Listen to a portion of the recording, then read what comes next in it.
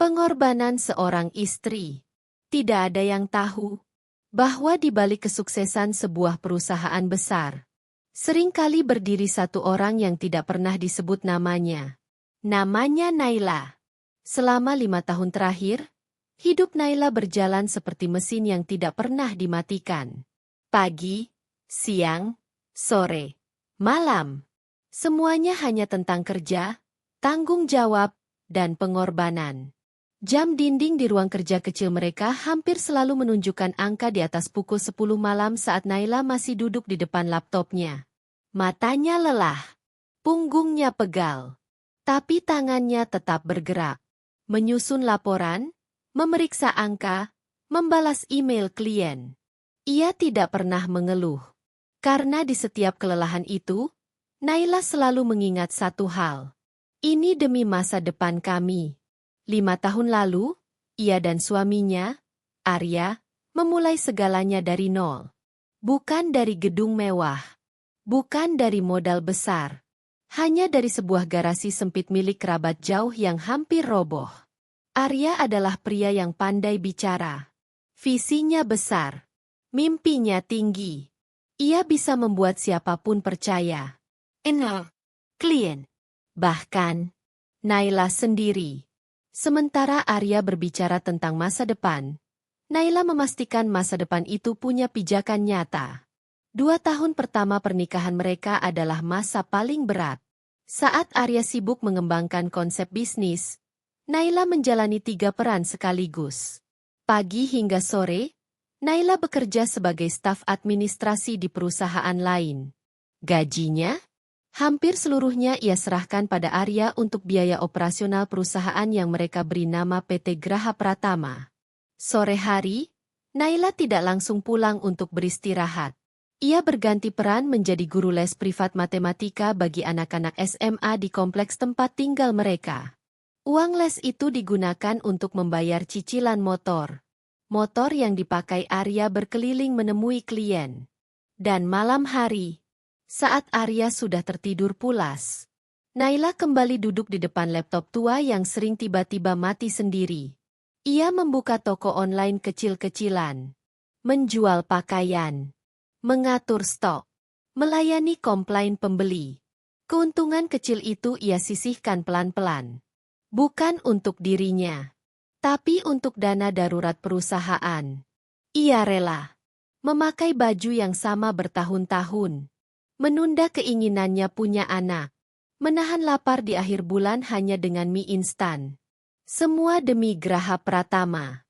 Semua demi Arya. Arya sering memeluknya sambil berkata manis. Sabar ya, sayang. Nanti kalau kita sukses, kamu nggak perlu kerja lagi. Kamu akan jadi ratu. Dan Naila percaya. Karena ia mencintai suaminya. Karena ia percaya bahwa kerja keras dan kesetiaan tidak akan dikhianati. 5 tahun berlalu. Graha Pratama tumbuh. Dari garasi sempit, kini menjadi 3 lantai ruko modern di kawasan bisnis kota. Nama Arya mulai dikenal. Wajahnya sering muncul di presentasi investor. Diundang ke seminar. Dipanggil direktur utama. Dan Naila? Ia tetap di balik layar, tanpa jabatan resmi, tanpa nama di papan direksi. Tapi tanpa Naila, Graha Pratama tidak akan pernah berdiri. Hari itu, mereka baru saja memenangkan tender terbesar sepanjang sejarah perusahaan. Kontrak dari korporasi multinasional. Nilainya melampaui total pendapatan mereka selama 3 tahun terakhir. Itu seharusnya menjadi hari paling bahagia dalam hidup Naila. Ia tidak tahu bahwa justru hari itu adalah awal dari kehancuran hidupnya. Malam ulang tahun rasa tidak enak di hati. Hari itu seharusnya menjadi penutup sempurna dari 5 tahun perjuangan. Siang tadi, kabar kemenangan tender besar itu resmi diumumkan. Email konfirmasi masuk. Tanda tangan kontrak selesai. Angka-angka yang tertera di layar komputer Naila membuat tangannya sempat bergetar. Bukan karena jumlahnya, tapi karena satu kalimat sederhana yang terlintas di kepalanya. Akhirnya, semua lelah ini terbayar. Malam ini juga bertepatan dengan ulang tahun pernikahan mereka yang kelima. 5 tahun bersama. 5 tahun jatuh bangun. 5 tahun Naila mengorbankan hampir seluruh hidupnya. Ia membayangkan makan malam sederhana. Mungkin tidak mewah, tapi hangat. Berdua. Namun harapan itu dipatahkan oleh satu pesan singkat dari Arya. Maaf, sayang. Ada meeting penting dengan klien baru. Aku harus keluar kota. Mungkin pulang larut. Naila menatap layar ponselnya cukup lama. Ada rasa kecewa? Tentu saja. Tapi ia menelannya dalam-dalam. Ia sudah terlalu sering melakukan itu. Tidak apa-apa. Ini demi perusahaan.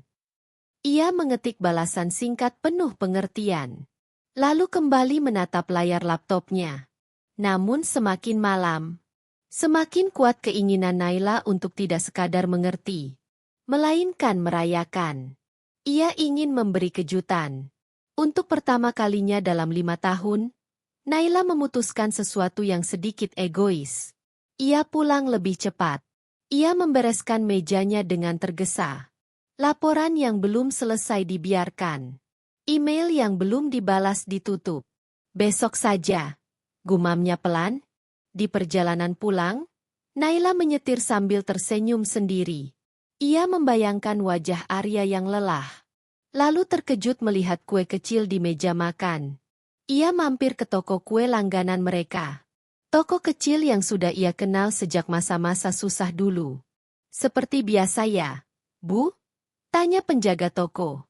Naila mengangguk. Kue coklat kecil. Tidak, Mu. Tidak besar.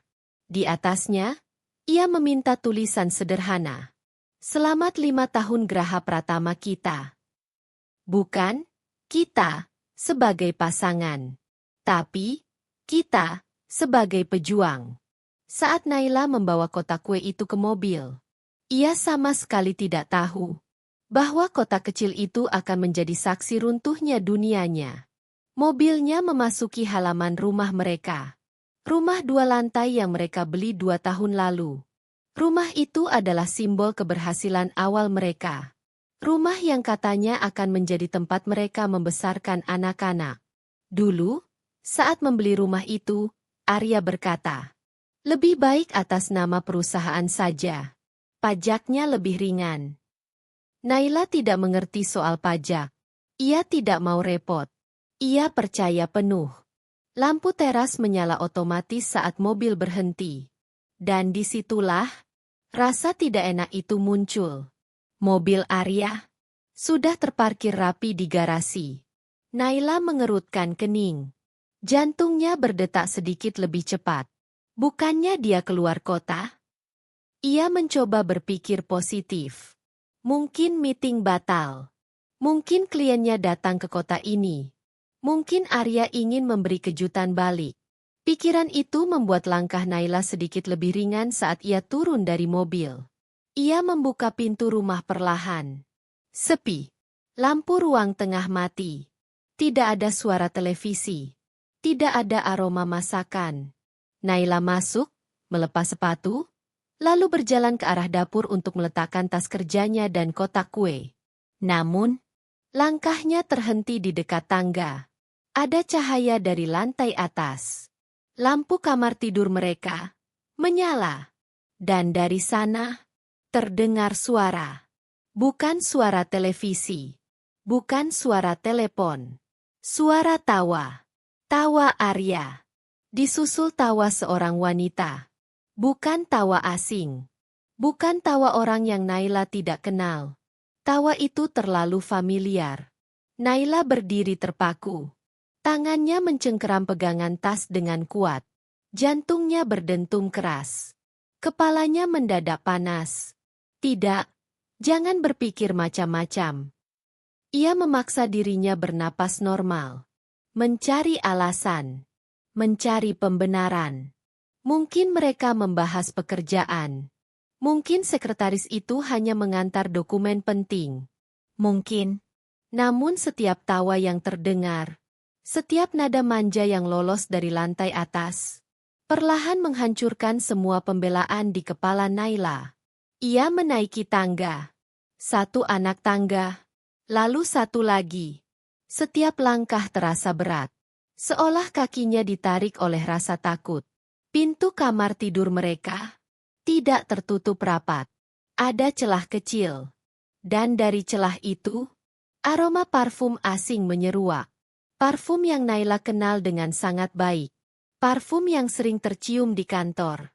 Parfum yang selalu dipakai Sela, sekretaris baru Arya.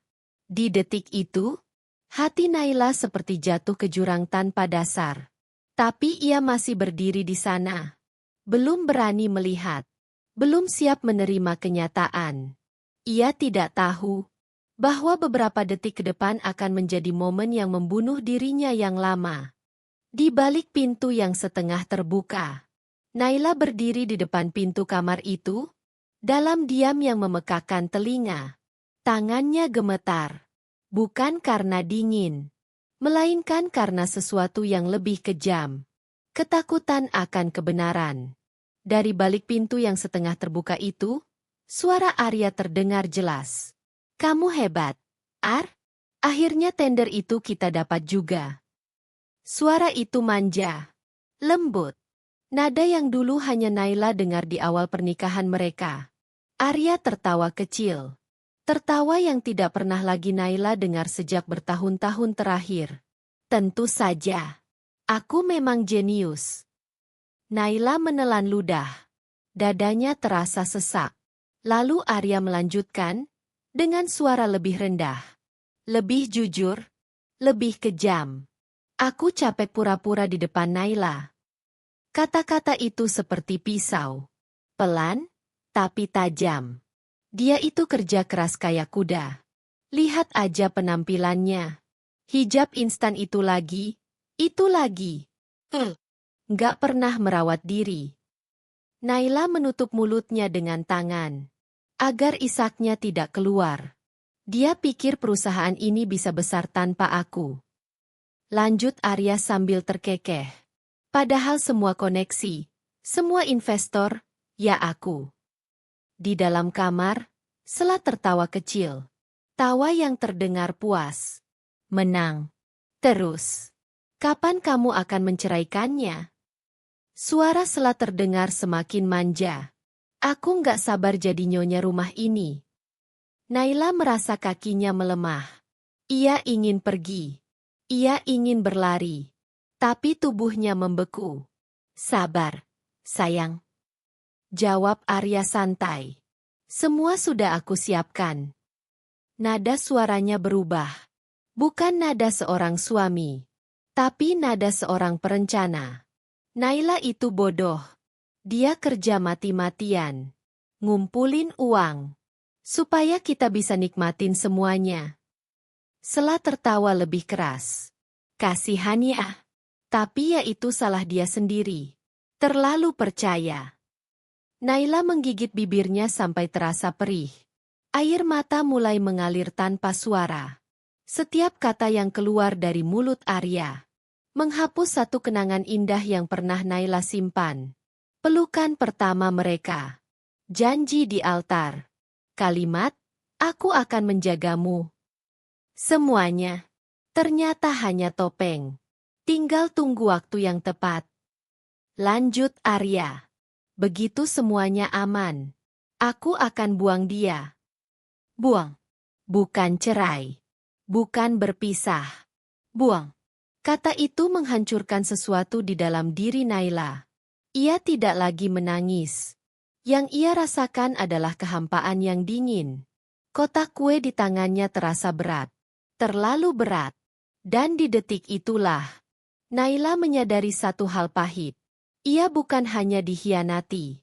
Ia sudah lama direncanakan untuk dihancurkan. Tubuh Naila bergerak sendiri. Dengan sisa tenaga yang entah datang dari mana.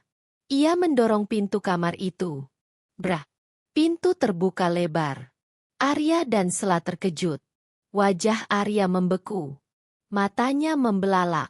Sela menjerit kecil, buru-buru menarik selimut menutupi tubuhnya. Tapi Naila tidak melihat tubuh mereka. Ia hanya melihat wajah suaminya. Wajah pria yang telah ia perjuangkan 5 tahun. Wajah pria yang kini menatapnya tanpa rasa bersalah. Kotak kue terlepas dari tangan Naila. Jatuh ke lantai marmer dengan bunyi tumpul. Kue coklat itu hancur. Tulisan di atasnya terpecah. Krimnya berceceran, seperti hati Naila. Hening. Hanya suara napas Naila yang terengah-engah. Arya adalah orang pertama yang berbicara. Bukan dengan maaf. Bukan dengan panik. Tapi dengan helaan napas kesal. Kenapa kamu pulang? Katanya datar. Bukannya kamu lembur. Naila menatapnya. Matanya merah. Suaranya bergetar hebat. Aku lembur. Setiap hari. Selama 5 tahun. Setiap kata keluar dengan susah payah. Untuk ini. Lanjutnya. Untuk kamu bawa perempuan lain ke kamar kita? Di rumah yang aku bantu cicil? Arya bangkit dari tempat tidur. Dengan santai. Tanpa rasa malu. Ia bahkan tidak berusaha menutupi tubuhnya di depan Naila. Sela, di belakangnya. Tersenyum sinis sambil mulai memakai pakaiannya. Sudahlah, Naila. Kata Arya dingin. Jangan berlebihan. Semua sudah terjadi.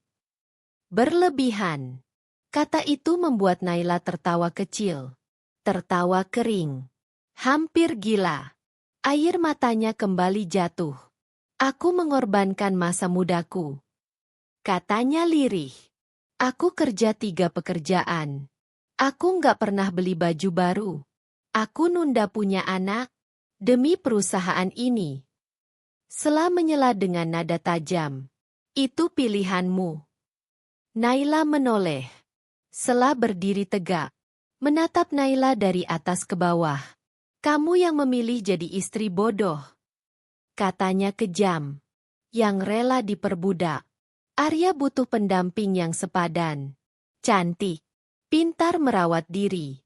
Bukan wanita kucel kayak kamu. Naila melangkah maju. Tangannya terangkat.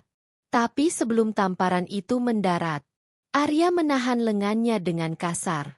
Cengkeramannya kuat. Menyakitkan. Jangan sentuh dia. Desis Arya. Dia benar. Kata-kata itu mematikan. Aku sudah muak denganmu. Naila tertegun. Pria yang dulu memeluknya saat ia kelelahan. Kini menatapnya dengan kebencian. Apa salahku, Ar? Bisik Naila hampir tak terdengar. Arya melepaskan cengkeramannya. Ia berjalan ke meja kerja di sudut kamar. Membuka laci. Mengambil sebuah map coklat. Ia melemparkannya ke kasur. Kita cerai. 2 kata. Tanpa emosi. Aku sudah mengurus semuanya. Kamu tinggal tanda tangan. Di detik itu, Naila menyadari bahwa malam ini bukan hanya tentang perselingkuhan. Malam ini adalah eksekusi. Dan ia adalah korbannya. Eksekusi di tengah hujan. Naila menatap map coklat yang tergeletak di atas kasur itu. Tangannya gemetar saat membukanya. Di dalamnya, bukan hanya 1 lembar kertas. Ada surat gugatan cerai. Rapi. Sudah ditandatangani sepihak oleh Arya. Tanggal, pasal, bahkan jadwal sidang pertama. Semuanya sudah diatur. Seolah pernikahan 5 tahun mereka hanyalah sebuah kontrak kerja yang bisa diputus kapan saja. Tidak. Suara Naila bergetar. Aku tidak mau cerai. Ia mengangkat wajahnya menatap Arya. Graha Pratama itu milik kita. Kita membangunnya bersama. Arya tertawa. Bukan tawa lucu. Bukan tawa senang. Tapi tawa yang membuat bulu kuduk Naila berdiri. Perusahaan itu, kamu yakin milik kita? Arya berjalan kembali ke laci meja kerjanya. Mengambil map lain. Lebih tebal. Lebih berat. Ia membukanya dan menyodorkan satu dokumen ke depan Naila. Baca. Terutama bagian ini. Pandangan Naila buram saat membaca. Akta pendirian perusahaan. Nama Arya. Nama Naila. Lalu, sebuah lembar tambahan. Surat pelepasan hak saham. Di sana tertulis jelas bahwa Naila melepaskan seluruh kepemilikan sahamnya dan menyerahkannya kepada Arya. Dan di bagian bawah, tanda tangannya. Naila menjerit kecil. Tidak, aku tidak pernah menandatangani ini. Arya tersenyum. Senyum licik yang belum pernah Naila lihat sebelumnya. Kamu lupa. Ia melipat tangan di dada. 3 tahun lalu. Waktu kita mengurus perizinan baru. Aku selipkan dokumen ini di tumpukan pajak yang kamu tanda tangani malam itu. Naila teringat. Malam-malam panjang. Kelelahan. Mata yang perih. Puluhan kertas yang harus ditandatangani cepat. Kamu capek. Lanjut Arya dingin. Seperti biasa, kamu nggak baca. Kamu percaya padaku. Dunia Naila runtuh untuk kedua kalinya malam itu. Bukan hanya diselingkuhi. Ia dimanfaatkan. Direncanakan. Dikuras. Lalu dibuang. Jadi, suara Naila hampir hilang. Perusahaan itu sekarang 100% milikmu. Tepat sekali. Arya merentangkan tangannya. Dan rumah ini, katanya santai, dibeli atas nama perusahaan. Setelah berjalan mendekat, tatapannya menghina. Artinya apa? Setelah tersenyum kejam. Ini rumah Arya, bukan rumah kamu. Naila menoleh pada Arya. Mencari sedikit saja sisa belas kasihan. Tidak ada. Ambil barang-barangmu. Kata Arya tanpa emosi. Dan pergi. Sekarang? Suara Naila pecah. Ini sudah tengah malam. Bukan urusanku. Jawab Arya singkat. Ia mendorong Naila keluar dari kamar. Kasarnya tidak ia sembunyikan lagi. Naila terhuyung menuruni tangga. Sela mengikuti dari belakang. Membawa tas kerja Naila yang tadi tergeletak di dapur. Tas itu dilempar ke lantai teras. Cepat keluar. Bentak Sela. Di luar, hujan turun deras. Seolah langit ikut menangisi nasib Naila. Arya membuka pintu utama. Lalu tanpa ragu, mendorong Naila keluar. Pintu ditutup keras. Lampu teras dimatikan. Naila berdiri di luar, tanpa alas kaki, dengan pakaian kerja yang basah oleh hujan. Ia mengetuk pintu. Arya, jangan lakukan ini. Tidak ada jawaban. Ia menggedor lebih keras. Tangannya sakit. Suaranya habis. Pintu itu tetap tertutup. Naila terjatuh di teras. Air hujan bercampur air mata. Rumah yang ia impikan. Rumah yang ia bangun dengan darah dan keringat. Kini mengusirnya seperti binatang. Hancur. Semuanya hancur. Pernikahannya. Perkusahaannya. Hidupnya. 1 jam ia duduk di sana. Menggigil. Menangis tanpa suara. Tidak ada yang menolong. Tidak ada yang peduli. Akhirnya, Naila bangkit. Tubuhnya basah. Kakinya perih. Ia mengambil tas kerjanya. Dan berjalan tanpa tujuan di tengah hujan lebat. Langkah demi langkah terasa seperti siksaan. Sampai akhirnya, ia tiba di sebuah halte bus kosong. Di sanalah Naila duduk. Sendirian. Hancur. Tanpa masa depan. Ia membuka tasnya. Mencari apapun yang tersisa.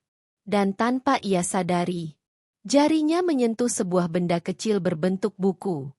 Buku tabungan biru dan harapan terakhir. Hujan masih turun tanpa ampun. Lampu jalan memantul di aspal basah, menciptakan bayangan panjang yang bergetar. Di bangku besi halte yang dingin itu, Naila duduk memeluk lututnya sendiri. Tidak ada payung. Tidak ada jaket. Tidak ada seseorang yang menanyakan apakah ia baik-baik saja. Hanya suara hujan dan detak jantungnya yang terasa kosong. Tangannya gemetar saat ia membuka tas kerja yang tadi dilempar begitu saja oleh Sela. Tas itu basah. Isinya berantakan. Dompetnya masih ada. Ia membukanya dengan harapan kecil yang nyaris tidak masuk akal. Di dalamnya hanya ada kartu identitas. Beberapa lembar uang 5 ribuan yang lusuh. Tidak cukup bahkan untuk menyewa kamar kos termurah. Naila tertawa pelan. Tawa yang hampir seperti tangis. Lucu ya. 5 tahun kerja mati-matian, dan aku bahkan tidak punya uang untuk tidur malam ini. Ia merogoh lebih dalam ke tasnya. Kompartemen kecil yang jarang ia buka. Jarinya menyentuh sesuatu yang keras, berbentuk persegi panjang. Ia menariknya keluar perlahan. Sebuah buku tabungan lama. Warna birunya sudah pudar. Sudut-sudutnya mengelupas. Kertas sampulnya lembek terkena air hujan. Naila menatap benda itu lama. Kenangan lama menyeruak. Buku tabungan itu dibuat oleh ayahnya 10 tahun lalu. Ayah Naila bukan orang kaya. Ia hanya seorang manajer menengah di sebuah perusahaan BUMN. Gajinya cukup, tidak lebih. Tapi ayah adalah pria yang hangat, sederhana, dan sangat menyayangi Naila. Dulu, saat Naila masih remaja, ayah menyerahkan buku tabungan itu dengan wajah serius tapi lembut. "Ini rekening kamu," kata ayah. Ayah isi sedikit. Naila ingat ia tertawa waktu itu. "Sedikit itu berapa, ya?" Ayah tersenyum. "Nggak penting jumlahnya. Yang penting, jangan kamu pakai kecuali benar-benar terdesak." Ayah menepuk kepala Naila. Anggap saja ini jimat keberuntungan dari ayah. Sejak hari itu, buku tabungan itu selalu ada di tas Naila. Tapi jarang ia buka. Terakhir kali ia mengecek, mungkin 7 atau 8 tahun lalu. Saldo terakhir yang tercetak di sana, sekitar 10 juta rupiah. Jumlah yang dulu terasa kecil. Tapi malam ini, itu adalah segala-galanya. Naila memeluk buku tabungan itu ke dadanya. Seolah memeluk ayahnya. Air matanya jatuh lagi. "Ayah? Kalau saja ayah masih ada." Hujan mulai reda menjelang subuh. Langit berubah kelabu pucat. Naila tertidur dalam posisi duduk. Tubuhnya kaku. Kedinginan. Ketika matanya terbuka, matahari pagi sudah menembus sela awan. Pakaiannya lembab. Hijabnya kusut. Kakinya kotor dan lecet karena semalaman tanpa alas. Perutnya melilit. Ia belum makan sejak siang kemarin. Tapi rasa lapar itu kalah oleh satu tekad kecil yang mulai tumbuh. Naila mengepalkan tangannya. "Aku harus bertahan." Ia merogoh tasnya. Buku tabungan biru itu masih ada. 10 juta rupiah. Itu cukup untuk menyewa kamar kecil, membeli makan beberapa minggu, memulai dari nol. Hari ini, ia harus ke bank. Dengan langkah tertatih, Naila berjalan meninggalkan halte. Setiap langkah terasa perih. Bank itu sebenarnya tidak jauh. Sekitar 3 kilometer. Dulu, ia melewatinya setiap hari. Dari dalam mobil yang nyaman. Hari ini, ia berjalan ke sana dengan kaki telanjang. Orang-orang yang berangkat kerja menatapnya. Ada yang iba, ada yang jijik, ada yang pura-pura tidak melihat. Naila menunduk, menyembunyikan wajahnya di balik hijab lepek. "Aku pernah duduk di ruang rapat, memimpin tim. Sekarang aku terlihat seperti pengemis." Akhirnya, gedung bank itu berdiri di hadapannya. Megah. Mengkilap. Naila berhenti sejenak di depan pintu kaca. Menarik napas panjang. "Ini hanya sementara," bisiknya pada diri sendiri. Aku akan bangkit. Ia melangkah masuk. Dan Naila sama sekali tidak tahu bahwa di dalam gedung itu, takdirnya akan berbalik arah sepenuhnya. Bu, cepat lihat ini. Udara dingin dari pendingin ruangan langsung menusuk tubuh Naila yang masih lembab oleh sisa hujan semalam. Ia menggigil, bukan hanya karena dingin, tapi karena rasa asing yang tiba-tiba menyelimutinya. Bank itu terasa terlalu bersih, terlalu rapi, terlalu sempurna untuk seseorang seperti Naila saat itu. Sepatu pantofel para nasabah mengilap. Setelan jas rapi. Aroma parfum mahal bercampur wangi kopi. Dan di tengah semua itu, Naila merasa seperti noda kecil di lantai marmer putih. Ia berjalan cepat ke arah toilet. Bukan untuk buang air, tapi untuk membersihkan diri, setidaknya sedikit. Di depan cermin wastafel, Naila menatap pantulan dirinya sendiri. Wajahnya pucat, mata sembab, bibir kering pecah-pecah. Hijab instannya kusut dan lepek. Kakinya kotor dan memerah. Aku harus terlihat pantas. Setidaknya, jangan sampai langsung diusir. Ia membasuh wajahnya dengan air dingin. Merapikan hijab sebisanya. Mencuci kakinya di wastafel tanpa peduli tatapan orang lain. Setelah itu, Naila mengambil nomor antrean. Loket 3. Nomornya dipanggil. Langkah Naila terasa berat saat ia duduk di depan teller. Seorang pria paruh-baya berkacamata, dengan wajah ramah dan senyum profesional. Nama di dadanya tertulis, Rizal. Selamat pagi, Bu. Katanya sopan. Ada yang bisa saya bantu? Suara Naila serak. Pagi, Pak.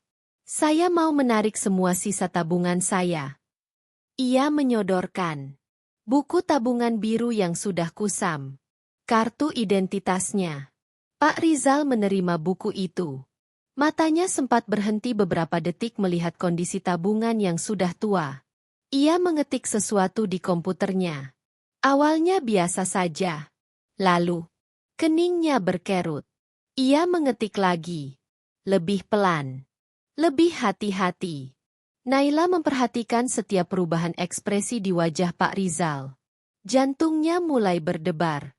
Ada masalah, Pak? Tanya Naila cemas. Uangnya masih ada, kan? Sekitar 10 juta. Pak Rizal tidak langsung menjawab. Ia menatap layar. Lalu menatap Naila.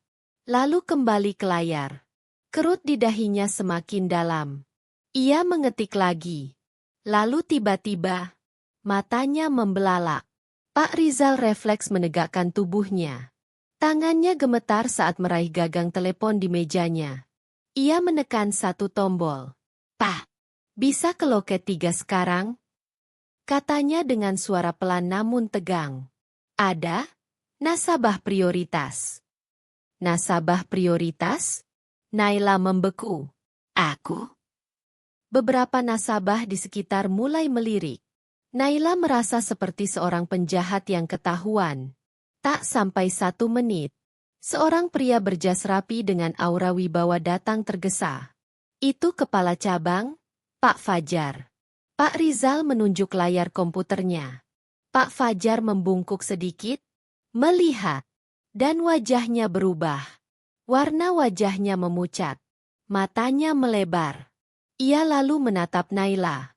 Tatapan itu bukan tatapan marah, bukan curiga, tapi campuran antara kaget, hormat, dan tidak percaya. Ibu Naila? Tanya Pak Fajar. Suaranya dibuat setenang mungkin, meski terdengar sedikit bergetar. Iya, Pak. Jawab Naila gugup. Pak Fajar menarik napas dalam-dalam. Mari, Bu. Silakan ikut saya ke ruangan saya. Ada apa, Pak? Naila mulai panik. Apa saya tidak bisa mengambil uang saya? Bukan begitu. Kata Pak Fajar cepat. Kami hanya perlu verifikasi tambahan. Pak Fajar menoleh ke Pak Rizal. Rizal, ikut juga. Naila dibawa keluar dari antrean. Puluhan pasang mata mengikutinya. Ada yang penasaran. Ada yang berbisik. Langkah Naila terasa goyah. Apa ayah punya utang? Apa rekening ini bermasalah? Pintu lift khusus terbuka. Mereka naik ke lantai 2. Pintu ruangan VVIP terbuka. Sofa kulit empuk. Meja kayu besar. Aroma kopi segar. Kontras dengan keadaan Naila yang masih basah dan lusuh. Silakan duduk, Bu. Kata Pak Fajar dengan sangat sopan. Mau minum apa? Teh hangat? Kopi? Air putih saja, Pak. Jawab Naila pelan. Sebenarnya, ada apa ini? Pak Fajar duduk di hadapannya. Pak Rizal berdiri di samping sambil membawa tablet. Bu Naila, kata Pak Fajar hati-hati. Kami hanya terkejut. Pak Rizal menggeser tablet ke arah Pak Fajar, lalu ke arah Naila. Di layar itu, tertera deretan angka. Pak Rizal menelan ludah. Bu, tadi Ibu bilang mau menarik 10 juta. Iya, Pak. Jawab Naila gugup. Semua sisa tabungan saya. Pak Rizal menunjuk angka di layar. Maaf, maksud Ibu, 10 juta dolar Amerika. Waktu seperti berhenti. Naila menatap layar itu. Simbol USD. Deretan nol yang membuat kepalanya berputar. Tidak. Bisiknya. Itu pasti salah. Ayah saya hanya pegawai biasa. Pak Rizal menggeleng pelan. Datanya sangat jelas, Bu. Ia menarik napas. Saldo Ibu saat ini, 10.200.450 dolar Amerika. Ruangan terasa berputar. Naila mencengkeram lengan sofa. Kepalanya pening. Dadanya sesak. Kalau dirupiahkan. Pak Fajar berhenti sejenak. Angkanya terlalu besar untuk disebutkan di sini. Naila merasa akan pingsan. Di detik itu, ia menyadari satu hal. Buku tabungan biru yang ia kira harapan terakhir. Ternyata adalah pintu menuju rahasia terbesar hidupnya. Dan rahasia itu, baru saja mulai terbuka. Surat dari Mas Lu. Naila duduk terpaku di sofa empuk ruang VVIP itu. Tangannya masih mencengkeram gelas air putih yang bahkan belum ia minum. Kepalanya penuh. Pikirannya kacau. 10 juta. Bukan rupiah. Dolar. Ia menatap Pak Fajar dan Pak Rizal bergantian. Mencari tanda bahwa ini semua hanya lelucon yang kejam. Ini tidak masuk akal. Suara Naila bergetar. Ayah saya sudah meninggal 10 tahun lalu. Beliau hanya manajer biasa. Hidup kami sederhana. Pak Fajar mengangguk pelan. Wajahnya serius. Kami paham, Bu. Reaksi Ibu sangat wajar. Pak Rizal lalu membuka penjelasan dengan suara yang dibuat setenang mungkin. Bu Naila, rekening ini bukan rekening tabungan biasa. Naila mengangkat wajahnya. Ini adalah trust fund. Naila mengernyit. Dana perwalian?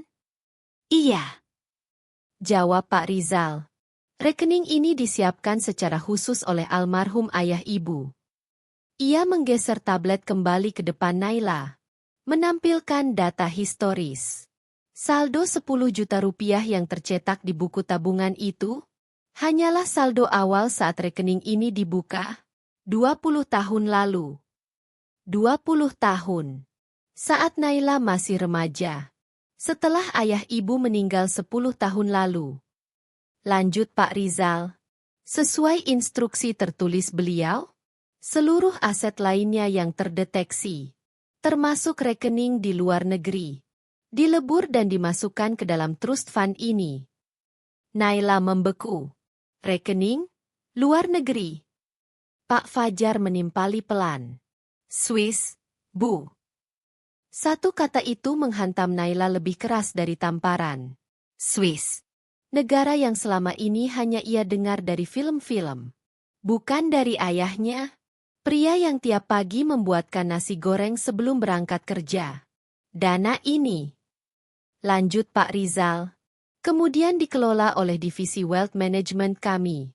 Diinvestasikan secara konservatif, tapi konsisten. Naila menutup matanya sejenak. Ayah? Siapa sebenarnya ayah? Instruksi almarhum ayah ibu sangat jelas. Kata Pak Rizal lagi. Dana ini tidak boleh disentuh oleh siapapun, termasuk oleh ibu sendiri. Kecuali dalam kondisi darurat yang terverifikasi, atau sampai waktu tertentu. Naila teringat kata-kata ayahnya. Jangan dipakai kecuali benar-benar terdesak. Dadanya terasa sesak. Dan ibu datang ke sini hari ini, tepat dalam kondisi yang dimaksud. Pak Fajar lalu membuka berkas lain di tablet. Tapi bukan itu yang membuat kami paling terkejut, Bu. Naila membuka matanya. Ada satu instruksi otomatis lain. Lanjut Pak Fajar, yang aktif 2 tahun lalu. 2 tahun.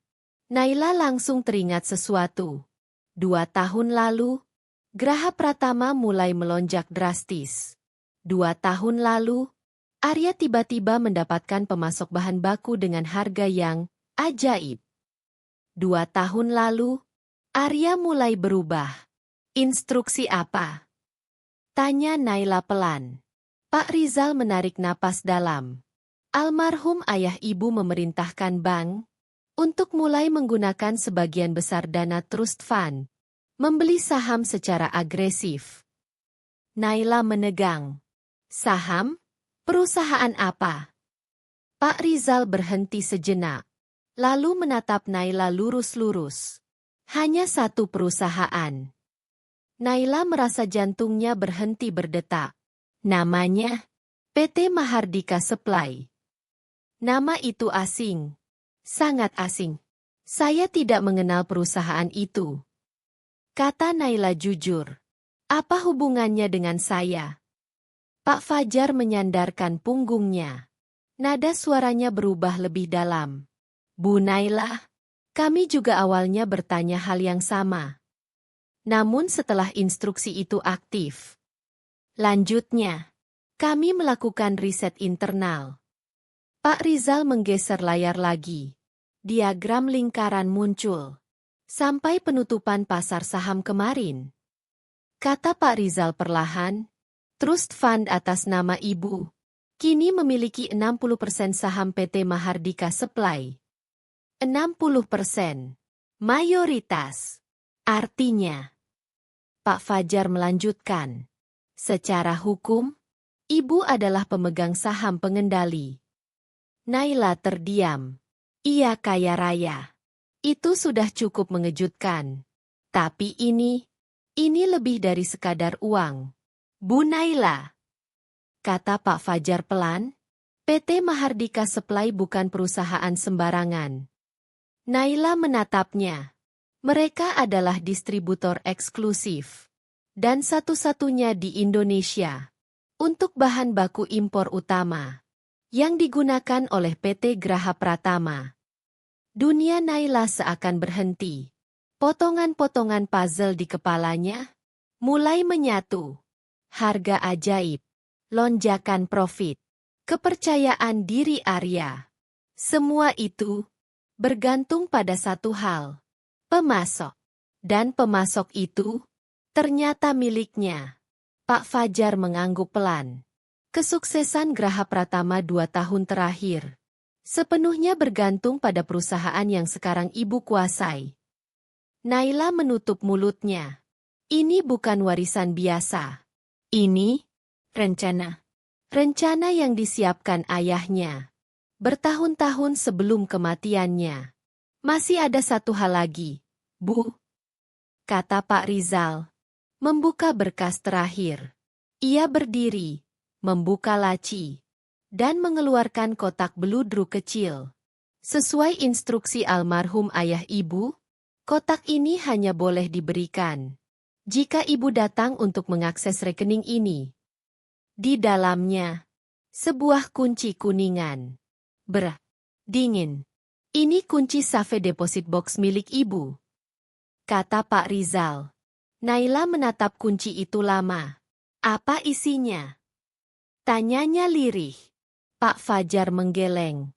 Kami tidak tahu, Bu. Hanya ibu yang boleh membukanya. Naila menggenggam kunci itu. Untuk pertama kalinya sejak semalam, ia tidak merasa lemah. Ia belum tahu apa yang menunggunya. Tapi satu hal mulai jelas. Ayahnya tahu. Tentang Arya. Tentang pengkhianatan. Tentang hari ini. Dan ayahnya sudah menyiapkan segalanya. Kunci nomor 777. Koridor lantai 2 bank itu terasa berbeda saat Naila melangkah keluar dari ruang VVIP. Tidak lagi terasa dingin. Tidak lagi terasa asing. Ada sesuatu di dalam dadanya yang berubah. Bukan bahagia. Bukan lega. Tapi kesadaran. Kesadaran bahwa hidupnya selama ini tidak berjalan sendiri. Pak Rizal dan Pak Fajar berjalan di depannya, membawa Naila menuju area yang tidak bisa diakses sembarang orang. Dua petugas keamanan berdiri tegap di depan sebuah pintu baja besar. Ruang brankas. Udara di sana dingin dan beraroma logam. Lampu putih terang memantul di deretan kotak besi dari lantai hingga langit-langit. Pak Fajar mengeluarkan kartu akses. Memasukkan kode. Pintu baja itu mendesis pelan, lalu terbuka. Naila melangkah masuk. Langkahnya mantap. Tidak lagi tertatih seperti semalam. Seorang petugas membawa sebuah kotak logam berukuran sedang. Nomornya tertera jelas. 777. Pak Rizal meletakkan kotak itu di atas meja kecil di bilik privat. Kami membutuhkan 2 kunci, kata Pak Rizal. Kunci master dari kami, dan kunci dari ibu. Naila mengeluarkan kunci kuningan dari kotak beludru. Beratnya terasa nyata di telapak tangannya. Pak Rizal memutar kunci master terlebih dahulu. Lalu memberi isyarat pada Naila. Silakan, Bu. Naila menarik napas panjang. Ia memasukkan kuncinya. Klik. Bunyi itu terdengar sederhana, tapi di telinga Naila, itu terdengar seperti pintu masa lalu yang terbuka. Ia membuka tutup kotak perlahan. Tidak ada uang. Tidak ada perhiasan. Tidak ada emas. Hanya 2 benda. Sebuah paspor lama atas nama ayahnya. Dengan cap visa dari negara-negara yang Naila tidak pernah tahu ayahnya kunjungi. Dan sebuah amplop coklat tebal. Di bagian depan amplop itu tertulis satu kalimat. Untuk putriku, Naila. Tulisan tangan ayahnya. Rapi. Tegas. Sangat ia kenal. Tangannya gemetar saat menyentuh amplop itu. Pak Fajar menunduk sedikit. Kami akan menunggu di luar, Bu. Pintu bilik ditutup. Seng. Hanya Naila. Dan suara napasnya sendiri. Ia duduk. Memandangi amplop itu lama. 10 tahun. 10 tahun ayahnya telah tiada. Dan hari ini, ayahnya terasa lebih dekat dari sebelumnya. Dengan hati-hati, Naila merobek segel amplop itu. Di dalamnya, beberapa lembar kertas. Diketik rapi. Ia mulai membaca. Naila, putriku tersayang. Air mata Naila langsung jatuh. Jika kamu membaca surat ini, berarti 2 hal. Pertama, ayah sudah lama pergi. Kedua, kamu sedang berada dalam masalah besar. Naila menutup mulutnya. Ayah berharap hari ini tidak pernah datang. Ayah berharap kamu membuka surat ini di usia tua, hanya karena rasa penasaran. Dadanya sesak. Ayah harus minta maaf. Ayah membohongimu seumur hidupmu. Naila terisak. Ayah bukan sekadar manajer biasa. Kata-kata itu terasa berat. Jauh sebelum kamu lahir, kakekmu mewariskan sebuah perusahaan investasi kecil di Eropa. Ayah mengembangkannya diam-diam. Naila teringat rumah kecil mereka. Baju ayah yang itu-itu saja. Hidup sederhana yang ternyata pilihan. Ayah punya cukup uang untuk membuat kita hidup seperti raja. Tapi ayah memilih tidak. Air mata Naila jatuh ke kertas. Ayah ingin kamu tumbuh normal. Belajar bekerja keras. Menghargai uang. Menjadi wanita mandiri. Ia teringat semua perjuangannya. Dan kini, ia paham. Maafkan keegoisan ayah. Naila menangis tanpa suara. Ia melanjutkan membaca. Saat kamu membawa Arya pulang, ayah langsung mengenalinya. Nama itu membuat napas Naila tersendat. Dia adalah putra dari Reksa, kolega bisnis ayah di masa lalu. Naila terdiam. Keluarga mereka tamak. Reksa pernah menipu ayah dalam proyek besar. Ayah tahu watak mereka. Dadanya semakin sesak. Saat ayah melihat cara Arya memandangmu, ayah tidak melihat cinta. Naila menutup mata. Ayah melihat predator yang menemukan mangsa. Kata itu menggambarkan semuanya. Ayah ingin melarangmu. Tapi ayah tahu hatimu. Kamu sedang jatuh cinta. Air mata Naila terus mengalir. Jika ayah melarangmu, kamu akan menjauh dari ayah. Maka ayah memilih jalan lain. Ia membaca lebih cepat. Di hari pernikahanmu, ayah mulai membangun rencana. Naila membeku. Ayah menyiapkan trust fund ini. Ayah mengalihkan seluruh aset ke dalamnya. Ia teringat kunci di tangannya. Ayah tahu Arya ambisius. Dan bisnis manufaktur selalu bergantung pada satu hal. Bahan baku. Naila menggigit bibirnya. Ayah menggunakan koneksi lama untuk mengakuisisi perusahaan distributor kecil. Ayah menjadikannya pemegang lisensi tunggal. Air mata Naila jatuh deras. PT Mahardika Supply. Nama itu tertulis jelas. Ayah membuatnya terlihat kecil. Tidak signifikan. Ia paham sekarang. Saat Graha Pratama berdiri, ayah instruksikan Mahardika Supply memberi harga termurah. Naila teringat lonjakan perusahaan. Arya merasa jenius. Padahal ia hanya sedang ayah beri makan. Naila terisak keras. Instruksi pembelian saham ayah aktifkan 2 tahun lalu. Karena ayah memperkirakan, di titik itulah Arya akan menunjukkan sifat aslinya. Hening. Dan jika kamu membaca ini, berarti ayah benar. Naila menutup wajahnya. Paragraf terakhir membuatnya berhenti lama. Kamu telah dikhianati. Kamu merasa hancur. Air mata menetes ke lantai. Tapi angkat kepalamu, Naila. Naila menarik napas. Graha Pratama hanyalah tubuh. Ia tidak bisa hidup tanpa jantung. Ia menggenggam surat itu. Mahardika Supply adalah jantungnya. Dan sekarang, jantung itu ada di tanganmu. Naila berhenti menangis. Ada sesuatu yang bangkit. Ayah tidak bisa mendampingimu. Tapi ayah sudah memberimu pedang. Pedang. Gunakan itu. Ambil kembali hakmu. Buat dia membayar. Naila melipat surat itu perlahan. Air mata berhenti. Yang tersisa adalah api. Api yang dingin. Tenang. Terfokus. Ia berdiri.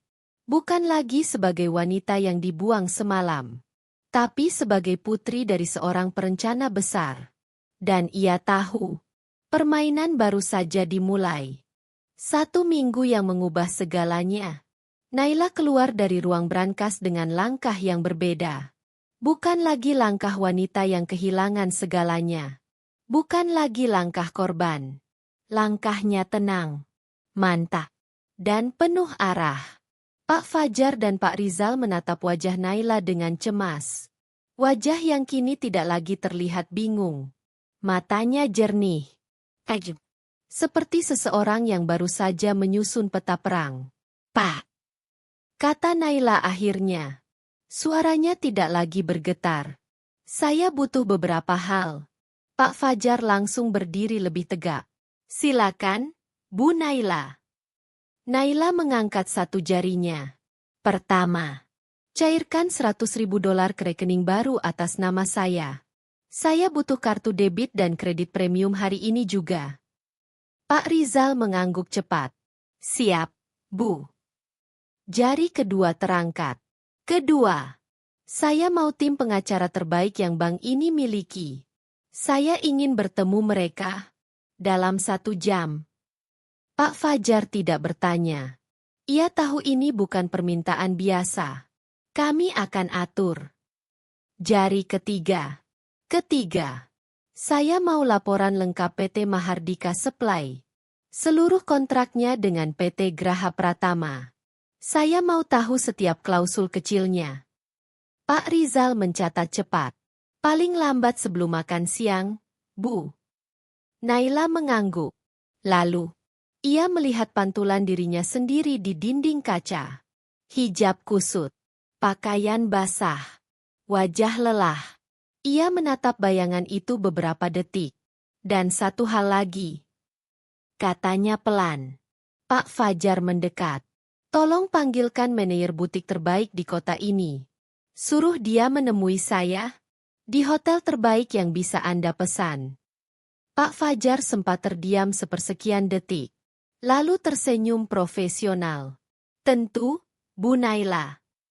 1 minggu kemudian, bagi Arya dan Sela, itu adalah minggu paling indah dalam hidup mereka.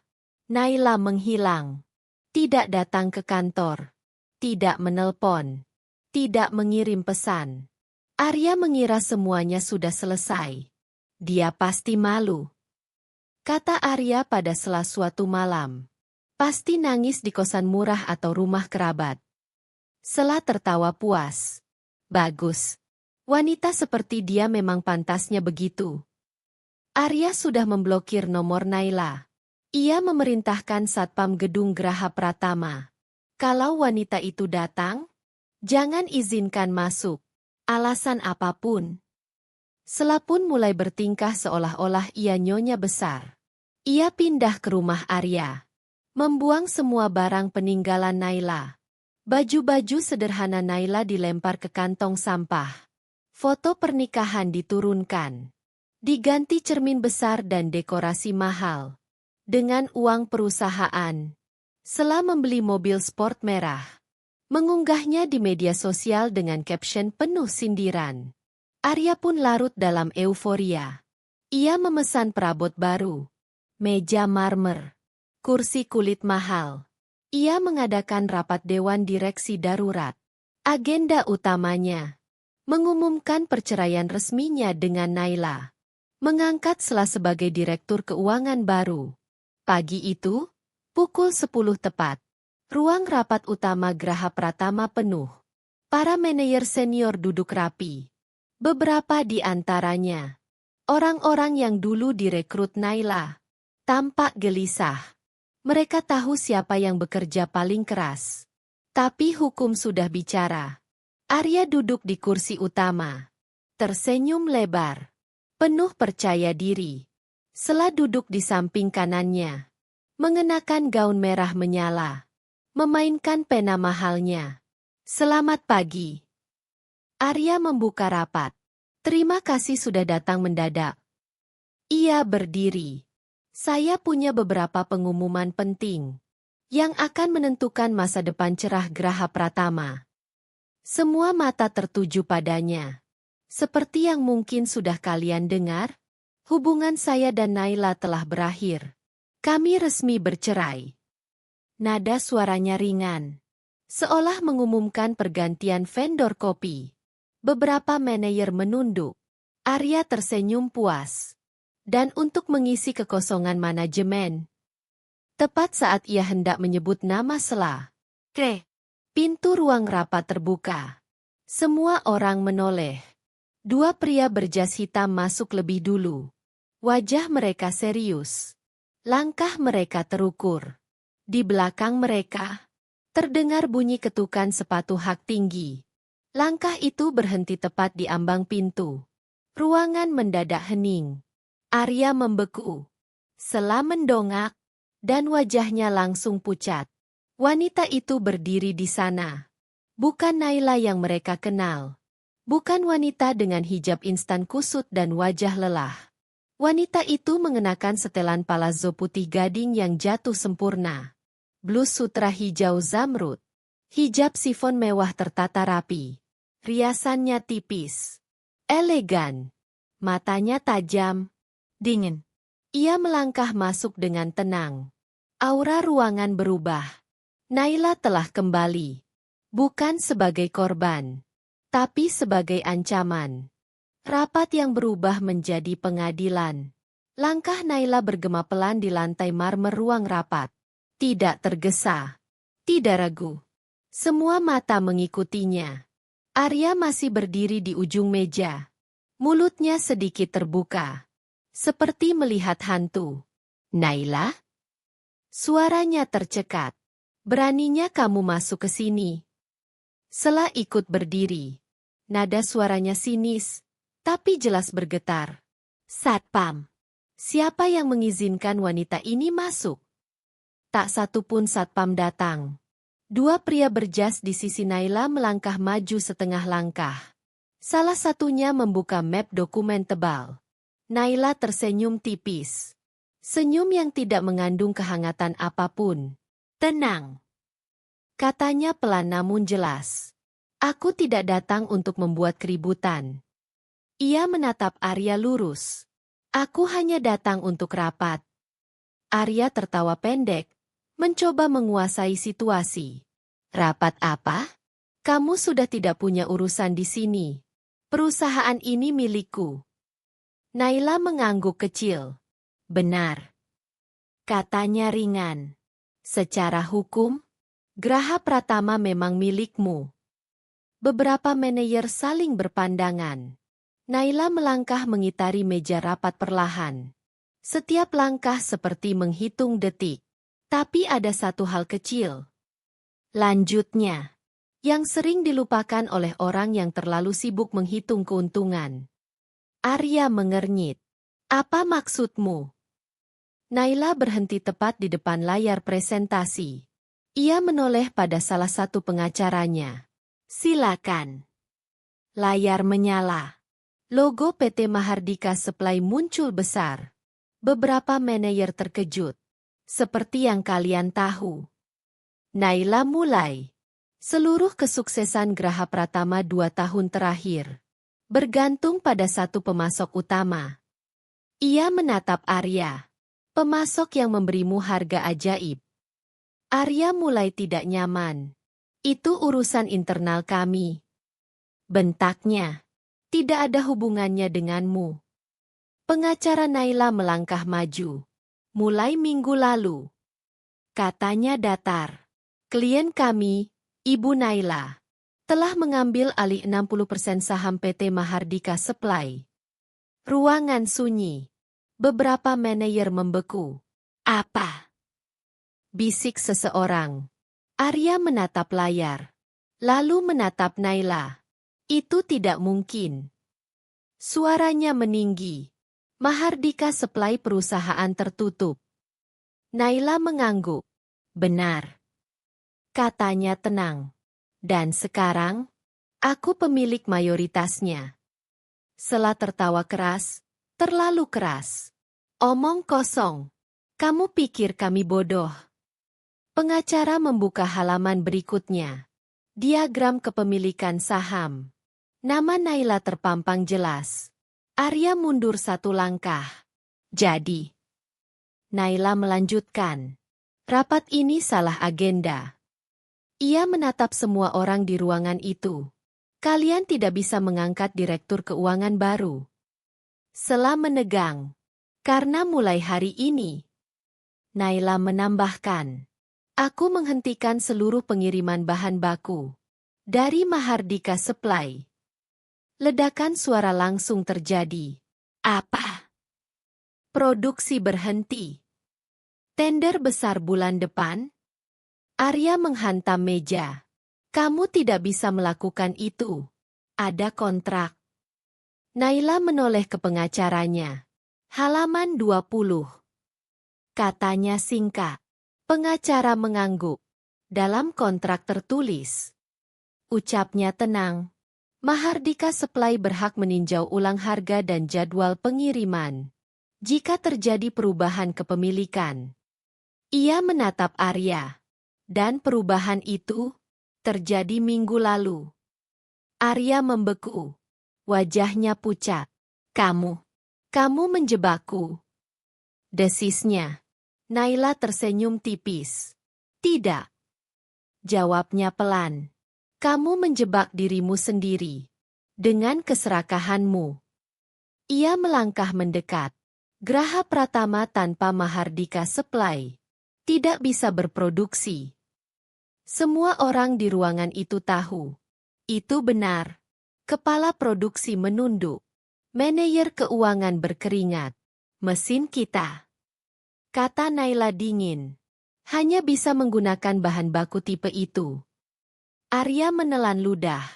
Kamu mau apa? Suaranya melemah. Naila berhenti tepat di depan kursi utama. Kursi yang tadi diduduki Arya. Sekarang. Katanya tenang. Kita akan mengubah agenda rapat. Ia meletakkan tas tangannya di atas meja. Kita akan membahas. Bagaimana kalian memohon agar perusahaan ini tidak bangkrut. Ia menunjuk kursi di samping. Silakan duduk, Arya. Arya tidak bergerak. Naila menatapnya tanpa emosi. Atau, tambahnya pelan, aku matikan mesin hari ini juga. Arya akhirnya, ruangan itu kehabisan udara. Dan semua orang paham. Ini baru permulaan. Hutang yang tak pernah dibaca. Ruangan rapat itu terasa semakin sempit. Pendingin ruangan tetap menyala. Tapi keringat dingin mengalir di pelipis Arya. Ia duduk kaku di kursi yang ditunjuk Naila. Bukan lagi di kursi utama. Bukan lagi sebagai raja. Naila berdiri di ujung meja. Tenang.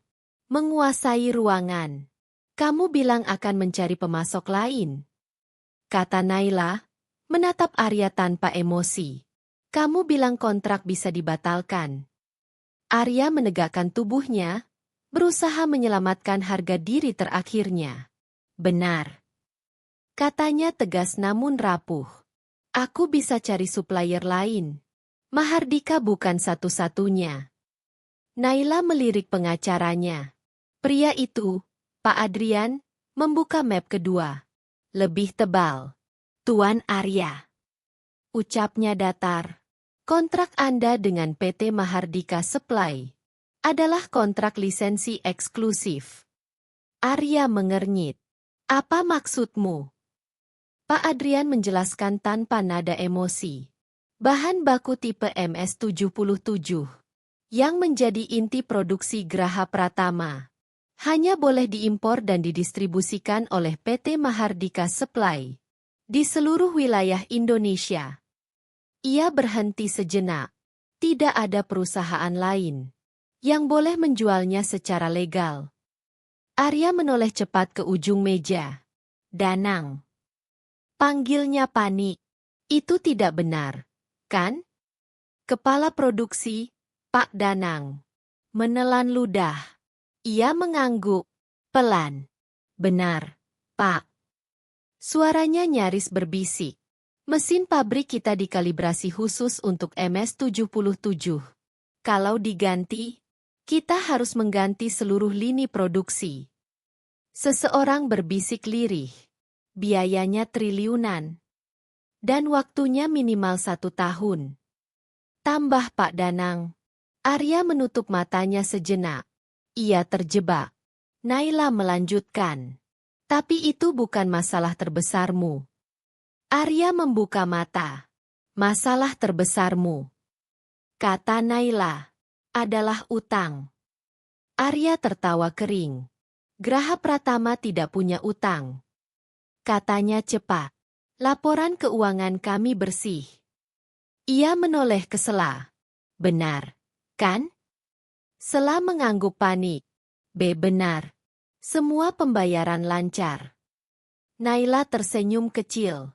Oh, pembayaran kalian memang lancar. Katanya lembut. Tapi, dengan harga yang salah. Pak Adrian membuka halaman lain. Selama 2 tahun terakhir.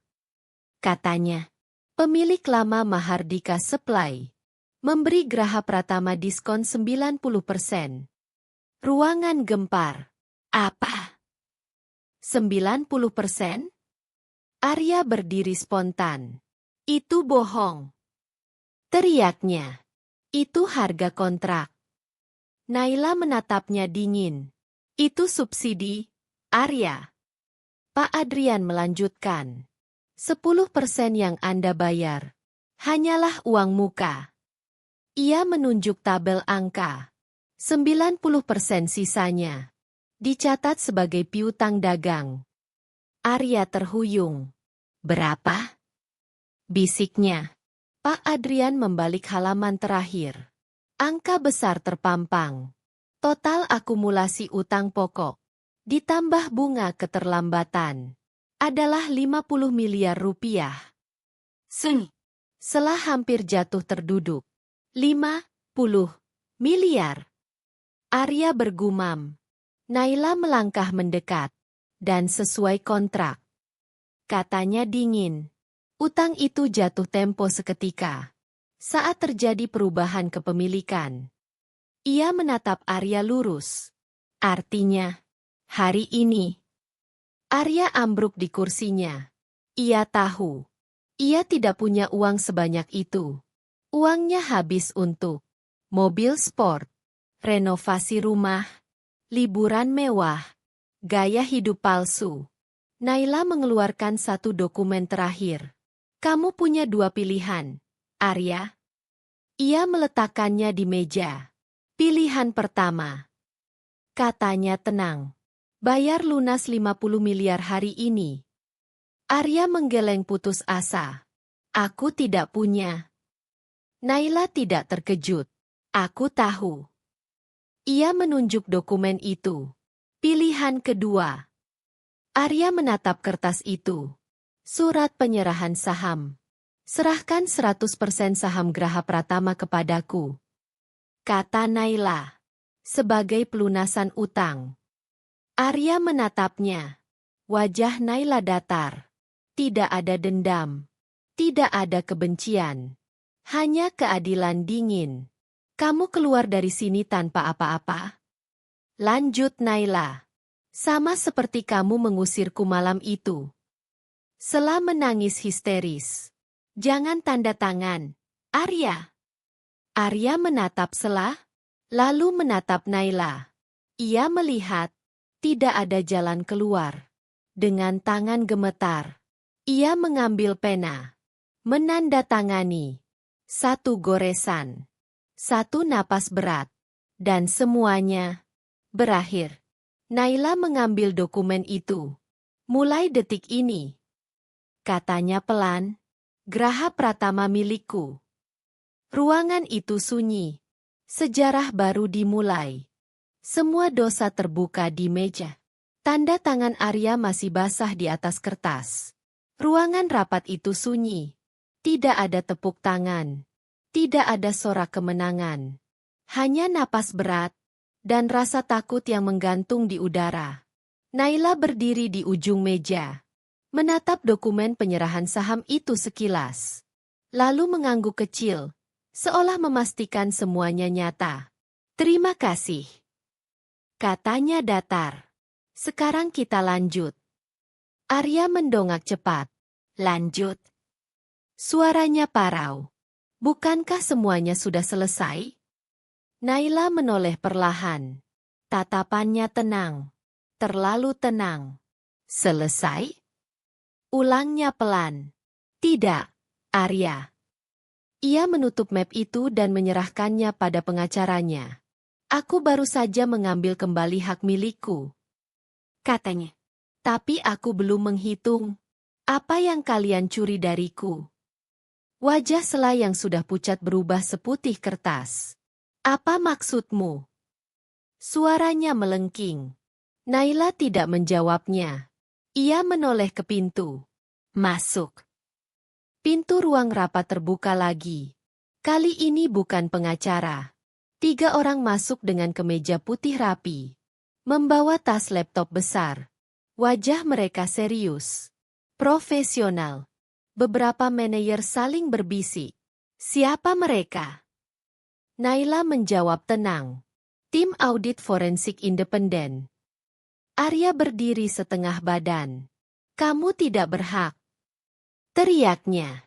Ini perusahaan pribadiku. Naila menatapnya dingin. Bukan lagi. Ia berbalik ke tim audit. Perintah pertama saya sebagai pemilik baru. Katanya lantang. Adalah audit total atas seluruh pengeluaran perusahaan. Selama 2 tahun terakhir. Ia berhenti sejenak. Terutama yang melibatkan Tuan Arya dan Nona Sela. Sela menjerit. Ini fitnah. Naila menoleh ke satpam. Tolong jaga mereka. Katanya tenang. Pastikan mereka tidak menyentuh ponsel atau laptop. 2 satpam segera bergerak. Arya mencoba melawan. Lepaskan aku. Tapi tubuhnya ditahan. Ia terduduk kembali. Tim audit bekerja cepat. Laptop Arya diambil. Laptop Sela ditarik dari tas mahalnya. Proyektor dinyalakan. Layar besar di ruang rapat menyala. Dan satu persatu, topeng runtuh. Bukti pertama. Sebuah tabel muncul. Pembelian mobil sport senilai miliaran rupiah. Tanggal pembelian, 3 hari setelah Naila diusir. Sumber dana. Rekening operasional Graha Pratama. Nama pemilik. Sela Pramesti. Ruangan bergemuruh. Itu uang perusahaan? Bukan aset kantor. Sela menangis. Itu hadiah. Teriaknya. Arya yang membelikannya. Arya menoleh cepat. Diam. Bukti 2. Puluhan tiket pesawat first class. Tujuan. Bali. Singapura. Hong. Tanggal. Bukan jadwal kerja. Bukan pertemuan klien. Nama penumpang. Arya dan Sela. Biaya. Ditagihkan ke kartu kredit perusahaan. Para manajer terdiam. Mereka ingat laporan lembur yang mereka kerjakan. Saat 2 orang ini liburan. Bukti. Renovasi rumah. Tagihan ratusan juta. Alamat. Rumah yang sama.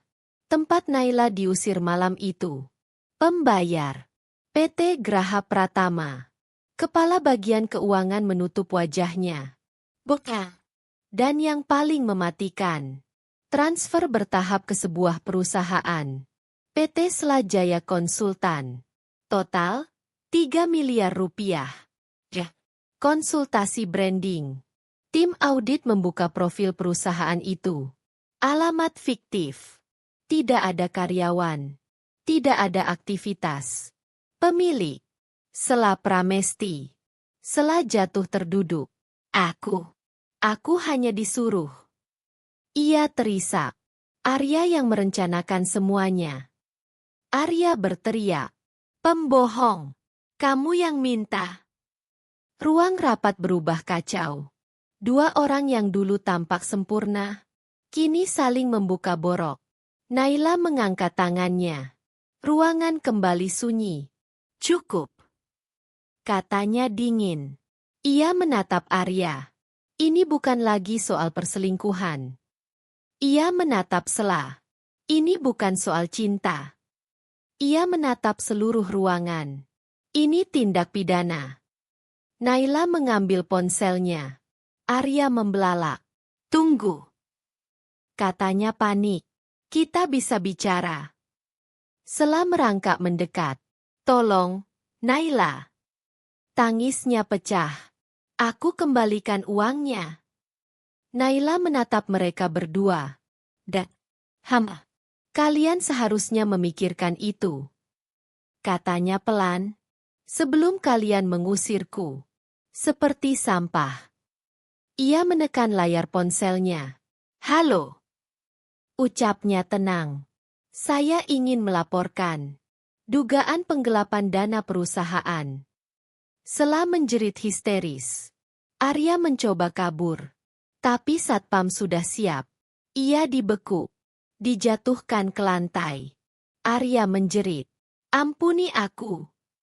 Aku mohon. Naila hanya menatap. Tidak ada kebencian. Tidak ada kepuasan berlebihan. Hanya keadilan yang berjalan. Dan di luar ruangan, sirene mulai terdengar mendekat. Palu hakim dan akhir sebuah kebohongan. Suara sirene memecah keheningan gedung Graha Pratama. Semua orang di ruang rapat menoleh ke arah jendela. Lampu merah biru berputar di halaman parkir. Sela menjerit histeris. Tidak, tidak, ini tidak boleh terjadi. Arya masih meronta di lantai. Dua satpam menekan tubuhnya. Naila, tolong. Suaranya pecah. Aku salah.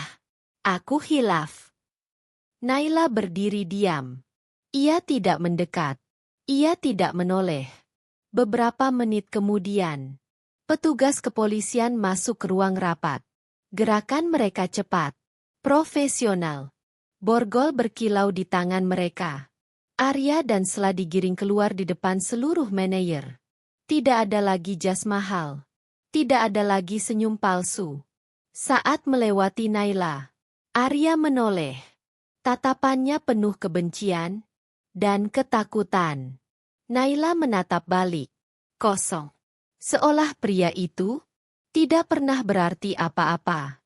6 bulan kemudian, ruang sidang penuh sesak. Media bisnis. Media kriminal. Semua hadir. Kasus ini terlalu besar untuk diabaikan. Penggelapan dana perusahaan. Pencucian uang. Penyalahgunaan jabatan. Arya dan Sela duduk di kursi terdakwa. Mengenakan rompi tahanan oranye. Arya terlihat kurus. Rambutnya kusut. Tidak ada lagi aura pemimpin. Sela lebih parah. Wajahnya pucat. Matanya bengkak karena terus menangis. Di barisan depan, Naila duduk tenang. Ia mengenakan blazer biru tua sederhana. Hijabnya serasi. Tidak mencolok. Di sampingnya, tim pengacara terbaik negeri ini. Sidang dimulai. Jaksa membacakan dakwaan satu persatu. Setiap angka, setiap bukti, menusuk seperti paku. Pengacara Arya mencoba bertahan. Yang mulia, katanya lantang. Ini adalah konflik rumah tangga. Klien kami dijebak oleh mantan istrinya. Ruang sidang riuh. Hakim mengetuk palu. Tenang. Jaksa berdiri. Yang mulia, katanya tegas. Uang yang digelapkan adalah uang perusahaan. Bukan harta pribadi. Tidak ada hubungannya dengan perceraian. Lalu jaksa menyebut satu nama. Kami memanggil saksi. Nona Sela Pramesti. Ruangan mendadak sunyi. Sela berdiri dengan tubuh gemetar. Ia melirik Arya. Arya menatapnya tajam. Mengancam. Hakim menatap Sela. Anda di bawah sumpah. Katakan yang sebenarnya. Air mata Sela jatuh. Perusahaan itu fiktif. Katanya terisak. Arya yang menyuruh saya membuatnya. Arya bangkit dari kursinya. Bohong. Teriaknya. Dia yang mata duitan. Hakim membentak. Terdakwa Arya, duduk. Sela menangis semakin keras. Dia bilang dia mencintaiku. Katanya. Dia janji akan menikahiku. Aku hanya menuruti semua perintahnya. Ruang sidang gempar. Jaksa lalu memanggil saksi berikutnya. Ibu Naila. Naila melangkah ke kursi saksi. Langkahnya tenang. Punggungnya tegak. Hakim menatapnya. Apakah Anda bertindak karena dendam? Naila menggeleng pelan. Tidak, Yang Mulia. Saya bertindak karena saya dirampok. Lanjutnya tenang. Dan saya melaporkannya. Itu saja. Kesaksiannya singkat, jelas, tanpa emosi berlebihan. Justru itu yang paling mematikan. Putusan. Setelah sidang panjang berjam-jam, hakim kembali ke ruang sidang. Semua berdiri. Demi keadilan berdasarkan ketuhanan yang Maha Esa. Napas tertahan. Pengadilan menyatakan, terdakwa Arya Pratama dan terdakwa Sela Pramesti terbukti secara sah dan meyakinkan melakukan penggelapan dalam jabatan dan pencucian uang. Sela jatuh terduduk. Arya menutup wajahnya, menjatuhkan hukuman kepada terdakwa Arya Pratama 15 tahun penjara. Suara jeritan pecah. Dan kepada terdakwa Sela Pramesti 10 tahun penjara, serta kewajiban mengembalikan seluruh kerugian. Palu diketuk. Kau. Arya menatap Naila. Untuk pertama kalinya, ia terlihat benar-benar kalah. Naila berdiri. Tidak menunggu. Ia berbalik dan berjalan keluar ruang sidang. Ia tidak perlu melihat akhir drama itu. Baginya, semuanya sudah selesai. Warisan, bukan balas dendam. 1 tahun berlalu. Gedung yang dulu dikenal sebagai Graha Pratama kini berdiri lebih megah. Namun dengan nama yang berbeda. Di lobi utama, sebuah plakat perak besar berkilau di bawah cahaya lampu. Adhyatma Group. Nama itu diambil dari nama ayah Naila. Bukan untuk pamer. Bukan untuk menunjukkan kekuasaan, melainkan sebagai pengingat bahwa semua yang ia bangun hari ini berasal dari cinta, bukan dendam. Interior gedung berubah total.